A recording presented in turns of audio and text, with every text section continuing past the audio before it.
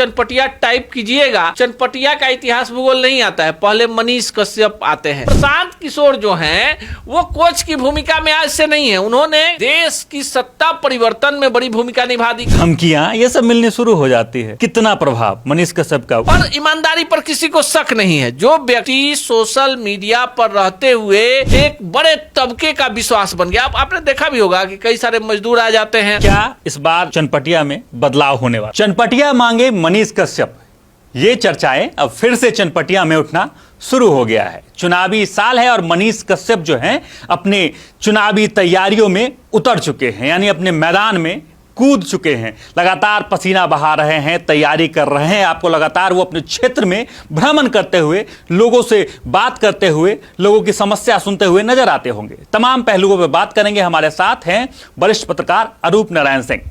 चनपटिया मांगे मनीष कश्यप, क्या इस बार फिर से? देखिए, सवाल में ही इसका जवाब है। अब देखिए, कोई भी विधानसभा क्षेत्र है, वहां से लोकतांत्रिक व्यवस्था में हर कोई चुनाव लड़ने के लिए आजाद है, हर कोई लड़ सकता है। तो चनपटिया की जैसे चर्चा होती है, आप जाके गूगल सर्च करके देख लीजिए, सोशल मीडिया पर देख लीजिए। जैसे ही आप चनपटिया टाइप कीजिएगा, चनपटिया का इतिहास भूगोल नहीं आता है, पहले मनीष कश्यप आते हैं। तो आपने कहा भी कि चनपटिया मांगे मनीष कश्यप। बिहार में 243 सीट है। 243 सीट पर जो वहाँ के लोकप्रिय व्यक्ति होंगे, जिन्हें जनता चाहेगी, वो चुनाव जीतेंगे। लेकिन देखिए, चनपटिया की कहानी थोड़ी सी अलग है।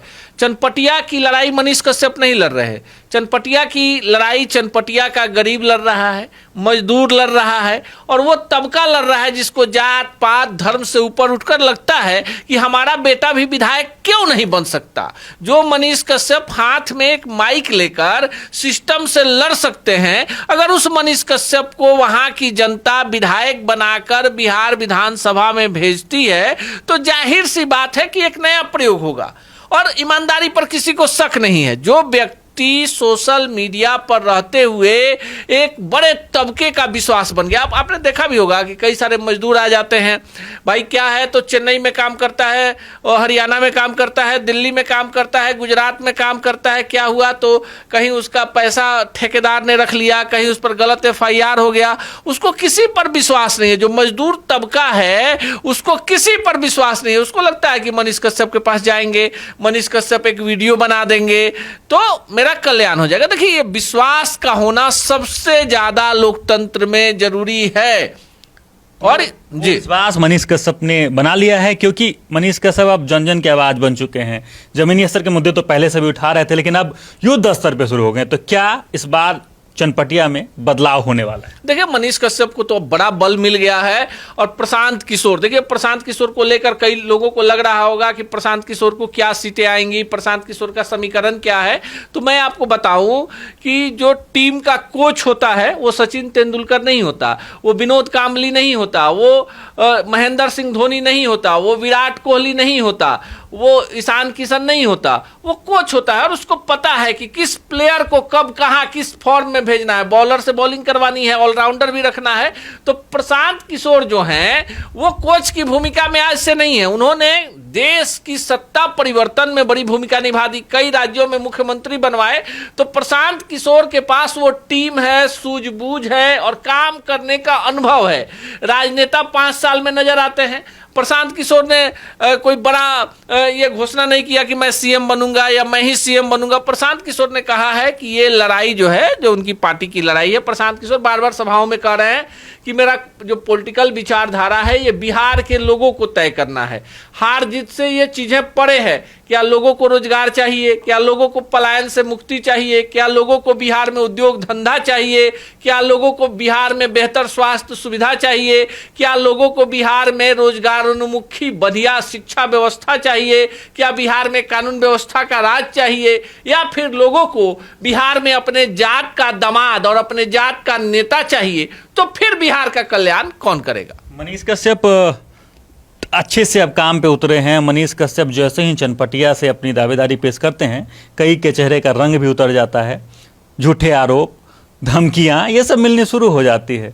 कितना प्रभाव मनीष कश्यप का उन नेताओं के कारण, क्योंकि जो नेता आप सीधे तौर पे अब धमकियां देना शुरू कर रहे हैं? देखिए, मनीष कश्यप कोई ऐसा नहीं है कोई छुपा हुआ एजेंडा लेके चल रहे हैं। मनीष कश्यप लोकसभा का चुनाव लड़ना चाहते थे, पूरी तैयारी थी, भीड़ थी, बीजेपी में गए, ये उनका अपना व्यक्तिगत था। वो उस चीज के लिए माफी भी मांग चुके हैं कि उनके साथ बड़ा छल हुआ, और बार बार उनको इस बात की पीड़ा है कि काफी सोच समझकर बीजेपी में गए थे कि ये मेरा आखिरी पॉलिटिकल पार्टी होगा।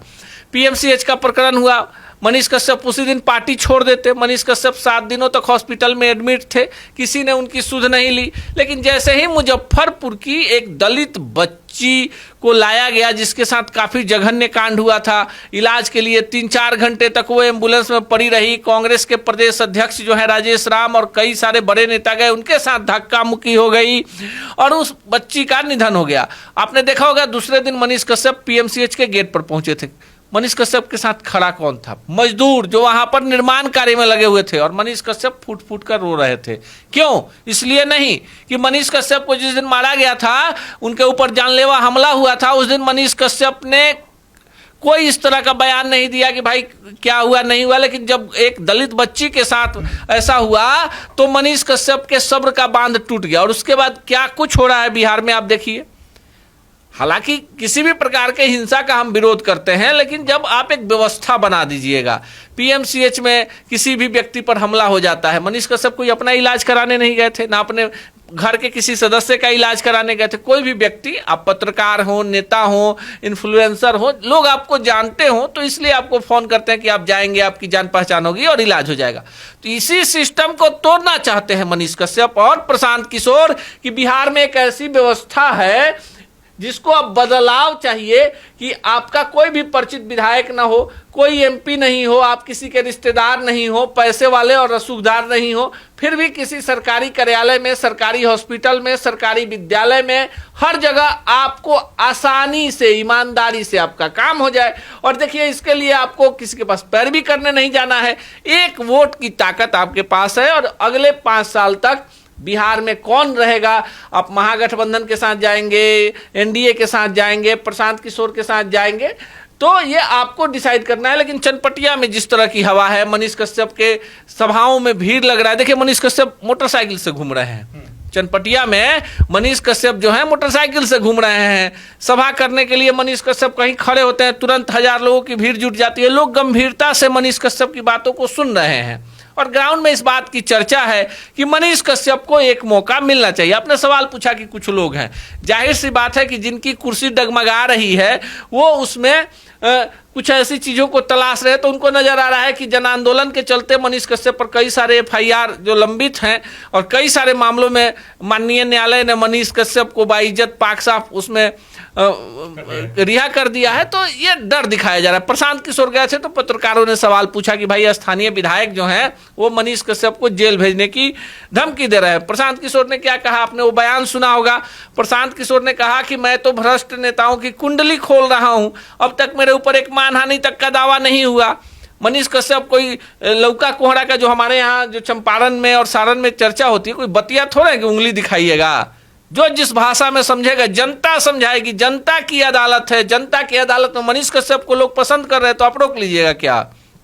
चलिए एक आखिरी सवाल रखते हैं कि क्या बिहार बदल रहा है, क्या बिहार बदलाव चाहता है? क्या मनीष कश्यप और प्रशांत किशोर ने एक ऐसी मुहिम छेड़ दी है कि अब आम आदमी भी उठकर सवाल पूछने लगा है? देखिए, आम आदमी का सवाल पूछने का जो अधिकार है वो जाहिर सी बात है, बिहार में आज जिसके हाथ में मोबाइल है या जो डिजिटल पत्रकारिता कर रहा है, किसी भी फील्ड में एक बड़ा चेहरा होना चाहिए जिसको लोग देखकर ऐसा बनना चाहते हैं। मनीष कश्यप को देखकर बिहार में एक बड़ी फौज तैयार हो गई जो सवाल पूछ देता है। किसी भी सरकारी विद्यालय में जाकर सवाल पूछ देता है, अस्पताल में जाकर सवाल पूछ देता है, थाने में जाकर सवाल पूछ देता है, कहीं भी जहां उसको लगता है कि सवाल पूछना चाहिए सवाल पूछ देता है। और लोकतंत्र में आपको लगता होगा, लोकतंत्र में सवाल पूछने का अधिकार हमारा संविधान हमें देता है, जिस संविधान की लोग दुहाई देते हैं। सबसे आसान तरीका है कि किसी भी सरकारी कर्मचारी से आपने अगर सवाल पूछ दिया तो आपके खिलाफ एफआईआर होता है, सरकारी काम में बाधा डालना। लेकिन सोचिए कि शासक कौन, सेवक कौन? जो लोग हमारे ऊपर शासन करना चाहते हैं दरअसल वो सेवक हैं। उनको, उनके ऊपर जो व्यवस्था बनाने के लिए जनप्रतिनिधि जाते हैं, उनका मालिक कौन?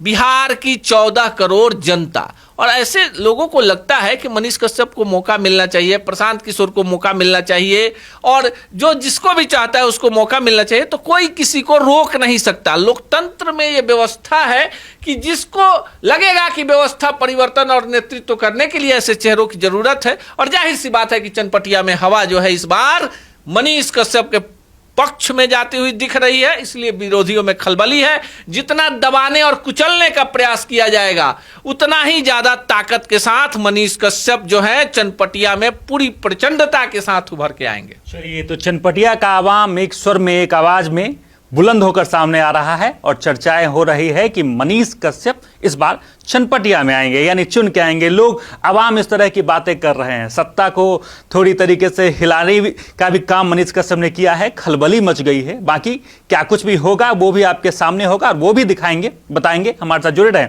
और देखते रहें सच टॉक।